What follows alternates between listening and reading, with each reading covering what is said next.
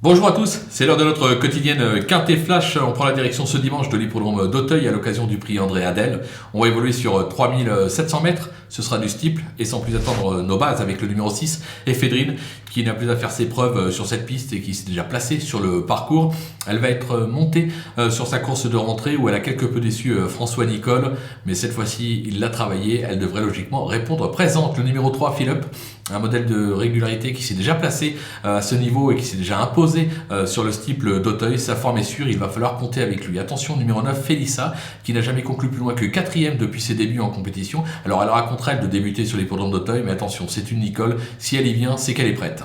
Les opposants avec le numéro 5, Mutant, qui affiche 100% de réussite sur ce parcours en 4 tentatives et qui vient même d'y renouer avec le succès. Alors il a été pénalisé sur ce succès, évidemment, 5 livres de plus, ça m'inquiète pas, il possède un peu de marge, on va le garder. Le numéro 2, Beryl Bay, qui affiche 80% de réussite sur ce parcours, une victoire et 3 accessites en 5 tentatives. Il court toujours bien sur sa fraîcheur, il ne faudrait pas le sous-estimer. Enfin le numéro 11, Montgeoffroy, qui est confirmé sur le steeple d'Auteuil. Ses dernières sorties attestent sa forme actuelle, sous 55 kg.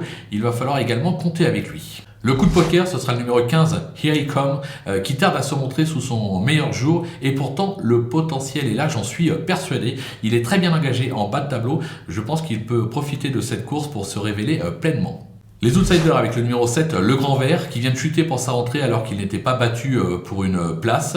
Il a déjà brillé sur le steeple d'Auteuil, je vais le racheter en grande confiance. Le numéro 8, King Elvis, qui a été jugé digne de courir le Ferdinand Dufort à 4 ans. Il a longtemps été éloigné des pistes. Son mentor le préfère sur un petit peu plus long, mais en valeur intrinsèque, il a sa chance également. Le numéro 1, Fan d'Apple, qui compte quelques bons accessites sur le steeple d'Auteuil, mais qui semble toutefois barré pour le podium face à une telle opposition, mais pour une place, attention. Le numéro 16, Dernier Cri, qui vient de se faire remarquer à ce niveau sur le steeple d'Auteuil, il a déjà gagné sur le parcours, maintenant c'est un cheval qui reste intermittent, raison pour laquelle je l'ai placé un peu plus bas dans ma sélection. Le numéro 4, Great Parade, qui a peu couru ces dernières années, mais qui vient de se classer deuxième de Philippe à Compiègne. Alors il était à 15 longueurs, il a toujours chuté sur les gros d'Auteuil, raison pour laquelle je le place aussi bas dans la sélection, mais attention.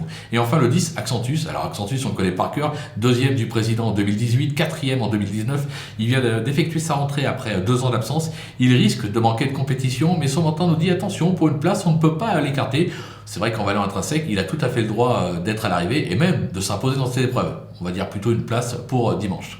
Les délaissés, il en reste 3, avec le 12, Jantor des Obos, qui vient d'effectuer une bonne rentrée sur l'hippodrome de Strasbourg. Il s'est déjà placé sur les gros d'Auteuil, mais il s'agit de la fameuse deuxième course et j'ai la sensation qu'il lui manquera quelque chose pour finir, raison pour laquelle je tente l'impasse sur ses chances. Le numéro 13, Mentor des Obos, les 2 bonnes performances de sa carrière ont été acquises sur des tracés de province, ça se complique véritablement à Auteuil, je n'y crois pas. Et enfin le 14, Henri Ville, cet Irlandais d'adoption est vieillissant et me semble aujourd'hui surtout compétitif sur les tracés coulants de province et à un niveau moindre, raison pour laquelle, là encore, je ne le retiens pas. Voilà, on a fait le tour de cette émission, on va se quitter avec notre sélection et surtout mes conseils de jeu, à vous de jouer.